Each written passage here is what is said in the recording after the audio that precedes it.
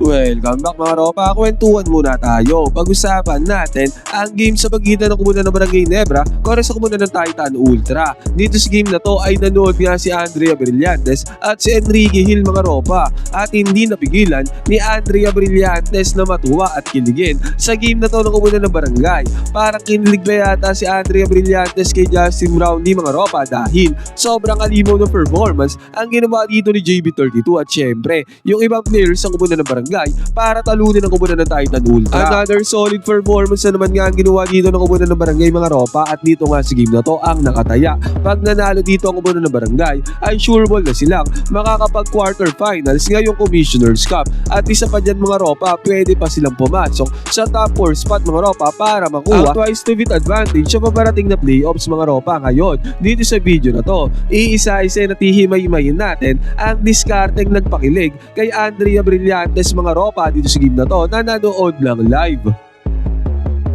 Ito ang game analysis at breakdown. Barangay Nebra versus komunidad ng Titan Ultra. Andrea Brillantes hindi napigilan ng kilig. Simulan na natin to. Okay game. Ngayon mga ropa, dito na tayo magsimula sa may second quarter. Ang score dito 44-39. Di kita lang ang laban mga ropa. Dito na tayo magsimula kasi dito nagsimula ang magkapakbakan ng dalawang upunan at possession dito ng upunan ng Barangay. At kitang-kita naman natin magandang depensa naman ang ginagawa dito ng komunidad ng Titan Ultra. Nakaka-double team nga sila dito kay JB para hindi maka-atake. Pero sa balasan ng bola dito ng komunidad ng Barangay Nebra mga ropa, grabe naman si RJ Barrientos. Kahit maubos na ang 24 second shot clock, nakuha pa niyang mag-step back at yung step back 4-point shot na yan mga ropa ay pumasok para kay RJ Barrientos. Yung pilit na tira dito mga ropa ay na-convert pa ni RJ into 4 points mga ropa. Grabeng galing ni RJ Barrientos. Puring-puri ko nga si RJ ngayong season mga ropa simula nung pinasok siya ni Coach Tim Cone sa starting lineup. Talagang hindi niya sinayang ang pagkakataon na to at grabeng laki ng improvement mga ropa. Effective na effective siya lalo na sa offense side ng komunidad ng Barangay Nebra. Okay, nakakuha naman ng 2 points dito sa may fast break ang komunidad ng Titan Ultra. Dito sa game na to ay naglalaban talaga ang Titan mga ropa. Hindi sila nagpapamaba kontra sa komunidad ng Barangay. Pero sa pagkakataon na to mga ropa, heto na naman. Pagbalasan ng bola ng komunidad ng Barangay, RJ na naman ang naka-receive. Kitang-kita nga natin, marang nawawala pa nga yung bola dyan kay RJ. Pero detail step back na naman ang kanyang ginawa. Grabe yung separation na nagawa ng step back na ni RJ mga ropa. Ang layo talaga ng defender. Sabay pumukol na naman ng another long range bomb dito si RJ mga ropa, this time sa may 3-point area at kitang-kita natin pumasok ang tirada dyan ni RJ Barrientos. Grabing props talaga, sobrang commendable ni RJ. Hindi ko na mahintay ang playoffs mga ropa kung ganyan pa rin ang may papakita ni RJ Barrientos, pero kung ganyan pa rin mga ropa, talagang siya na ang future ng Barangay Nebra. At nung bola dito ng Titan Ultra mga ropa, si Gilmore ang mayakap ng bola sa may babaw. Binabantayan siya dito ni Troy Rosario. Nasty crossover ang ginawa dito ni Gilmore sa depensa ni Troy Rosario. Kaya kitang-kita natin bahagyang naiwan diyan si Troy. At ang lumosaw doon sa may lalim ay si RJ. Mismatch mga ropa. Walang epekto yung depensa niya ni RJ kaya nagkaroon ng easy 2 points dito si Gilmore. Pero sa pagkakataon na to mga ropa, bago matapos ang second quarter na to, nagkaroon isolation play dito si JB. Panapos sa may second quarter. At pag isolation play at hindi binigyan ng double team si JB32, talagang kayang-kaya niyang kumarte ng depensa katulad nga ng ginawa niya dito. 56-48 natapos sa second quarter mga ropa, nakalamang ng 8 puntos dito ang komunidad ng Barangay pagpasok ng third quarter. Ngayon mga ropa, dito sa may third quarter, ganun pa rin naman ang istorya. Bakbakan pa rin ng dalawang komunidad. Tignan natin ang diskarteng ginamit ng Barangay para malagpasan ng komunidad ng Titan Ultra dito sa may third quarter. Eto pa mga ropa, itakil din natin ang depensang mayroon ngayon ang komunidad ng Barangay. Napakalaking improvement din sa may depensa ang kanilang ginagawa ngayong Commissioner's Cup mga ropa. Eto na ang isang great example dyan. Inatake dito ni Gilmore ang one-on-one defense nitong si Justin Brownlee. At good defense ang ginawa din ni JB32 mga ropa, na block niya ng kaunti ang tirada dito ni Gilmore. Kaya kumapos mga ropa, good defense yan. At ang mas maganda nga dito mga ropa, pumunta ulit tayo sa opensa ng komunidad ng Barangay Nebra. RJ na naman mga ropa, main ball handler na nga siya ng komunidad ng barangay, pasok na sa starting 5. Bibigyang props at comment na naman natin dito si RJ. Pagkagamit niya ng screen dito sa may ibabaw, ngayon mga ropa, nakuha ni RJ yung mismatch sa may depensa. Hindi naiwanan ni RJ yung mismatch na yan mga ropa, nakadikit sa harapan niya. Pero ang ginawang counter move dito ni RJ, step back 2-pointer perimeter jumper mga ropa, pero still good defense pa rin ang ginawa niya ng primary defender. Na depensa niya pa rin na maayos si RJ Barrientos, pero sobrang lethal talaga ni RJ mga ropa. Yung hirap na tira na yan ay pumasok pa para sa kanya. Sobrang efficient ni RJ ngayong Commissioner's Cup mga ropa, sabihin na nating OA ako, pero yan yung nakikita ko ngayong Commissioner's Cup kay RJ Barrientos. Kaya nga na-secure na ng komunidad ng barangay ang quarterfinal spot at mayroon na rin silang 7 wins sa kanilang kartada ngayong Commissioner's Cup mga ropa. Isa sa main factor nun dahil kay RJ Barrientos mga ropa, sobrang consistent, sobrang efficient na ang kanyang shooting ngayong Commissioner's Cup. Sana magpatuloy na yan mga ropa. At dito tayo pumunta mga ropa, another possession dito ng komunidad ng barangay na kung saan RJ Barrientos na naman ang bumida. Siya ang may hawak ng bola sa ibabaw, bagong tinyente nga mga ropa, bagong general ng komunidad ng barangay Nebra. Ngayon mga ropa, gumamit siya dito ng screen at pagkagamit ulit ng screen dyan ni RJ, yan na naman yung play na ginawa nila. Kumuha na naman siya ng mismatch. This time si Gilmore na naman ang kinuha niya sa may mismatch mga ropa. Yan ang discarded, ginagamit ng komunidad ng barangay. Inaatake nila ang depensa ni Gilmore mga ropa sa katauhan ni RJ Barrientos dahil total mismatch nga yun mga ropa.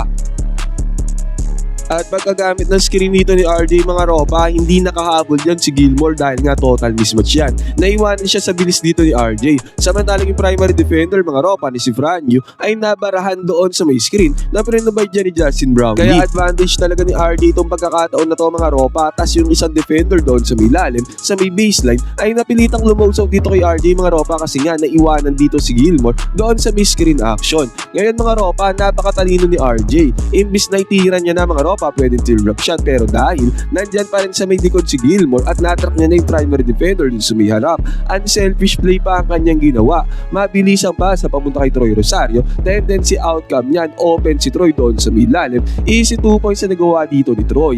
Isa pang napakalaking skills na ginagawa ni RJ mga ropa na sobrang laki ng improvement ay yung kanyang pagmamando ng bola mga ropa. Nadi-distribute niya na maayos yung bola sa hindi gapak na paraan mga ropa. Yung sinasabi kong hindi gapak na paraan, let's say for example, Luka Doncic mga ropa, laging triple-double, laging 10 assist pataas ang kanyang ginagawa. Pero dominante sa bola si Luka Doncic kahit na 10 assist pataas lagi ang kanyang ginagawa. Si RJ mga ropa, kahit na ball handler siya at scorer, nadi-distribute niya pa rin na maayos yung bola mga ropa sa hindi nga gapak na pamamaraan. Hindi nating nakikita ang gapak si RJ Barrientos. Sana nakukuha niyo yung pinupunto ko mga ropa kahit hindi gaano maliwanag yung comparison na binigay ko. Ngayon mga ropa, naka-chani naman ang 3-pointer nila dito, ang import ng Titan Ultra na si Gilmore. Nagkaroon pa nga sila ng another 2 points dito sa may perimeter mga ropa. Kaya nababa pa nila ang alamangan dito ng komunidad ng barangay sa 5 puntos na lamang mga ropa. At eto na mga ropa, Justin Brownlee still the go-to guy ng komunidad ng barangay Nebra. Ang nangyari, walang double team na binigay dito ang komunidad ng Titan Ultra. Kaya napilitan dito si Gilmore na depensahan ng 1-on-1 itong si JB32. Pero ang ginawa dito ni Justin Brownlee mga ropa, pag-atake niya dito sa may perimeter, binigyan pa niya ng chicken wing. Itong si Gilmore mga ropa, kitang-kita natin, napa-atras dyan si Gilmore. At dahil sa chicken wing na binigay dyan ni Justin Brownlee, nagkaroon siya ng enough separation dito sa may perimeter mga ropa. Open na hook shot, one-handed shot. Ang ginawa dito ni Justin Brownlee, tendency outcome yan, easy 2 points na nagawa din ni JB32. Wala pa rin talagang kupas mga ropa. At dito na nga pinakita sa camera, Andrea Brillantes at Enrique Hill mga ropa, kitang-kita natin. Parang kinikilig pa si Andrea Brillantes sa ginawa ni Justin Brownlee mga ropa. Nanunood ng PBA si Andrea Brillantes at Enrique Hill mga ropa at game pa ng Ginebra ang kanilang pinapanood. Pero in reality lang mga ropa, baka may pinopromote silang pelikula, upcoming na pelikula nila mga ropa. At si Gilmore hindi pumayag na tiniraan lang siya ni Justin Brownlee. Tumira naman siya sa may long range bomb mga ropa. Hindi nagpapatalo at nagkaroon ng momentum dito ang komunidad ng Titan Ultra sa may third quarter. Naging 62-58 pa nga ang score. Pero nagbawian ng dalawang imports dito mga ropa. JB32 is littering his way parang sawa papunta doon sa may ring para sa easy 2 points basket score. At eto nga ulit mga ropa, napakagandang depensa ulit ang ginawa dito ng komunidad ng barangay. At sa magandang depensa na yan, ang bilis ni RD doon sa may fast break, siya nagkaroon ng AC 2 points dito mga ropa, previous na 2 points. At after nito, napakagandang balasa pa ang ginawa ng bola dito ng koponan ng barangay mga ropa at eventually nag-end up yan sa kamay ni Scottie Thompson na open dito sa may 3-point area. Ilista na dahil open yan para kay Scottie. At dahil dyan lumobo nga ulit sa 12 points sa kalamangan dito ng koponan ng barangay sa may third quarter. Nagkaroon pa nga ng strong attack to the basket dito si JB32 mga ropa, nakakuha siya dyan ng easy 2 points at napakagandang salot sibang ginawa dito ni Stephen Old mga ropa, nasagipan niya dyan yung bola at eventually tendency outcome, bumalik sa kanya yung bola sa may right side corner 3-pointer na ipasok pa ni Stephen Old ang tirada sa may right side at dahil nga dyan, lumobo na sa 16 na puntos sa isang igla pakalamangan ng koponan ng barangay mga ropa at eventually natapos sa third quarter na to. Pagpasok ng fourth quarter, 88-75 ang score, 13 points ang baon ng kalamangan dito ng koponan ng barangay. Pero nakachani ng 2 points siya dito, itong si Joshua Punson. Pero heto mga ropa, napakagandang setup play ang ginawa dito ng koponan ng barangay. Ang nangyari din sa may ibabaw, nagkaroon ng screen action mga ropa, split action play ito. At ang lumabas dyan sa may 3-point area mga ropa na open ay walang iba kundi si Nards Pinto. Si Mr. Clutch mga ropa. Pumakol ng kanyang 3-pointer dito si Mr. Clutch Nards Pinto at pumasok ang 3-pointer dyan ni Nards Pinto, basket is good.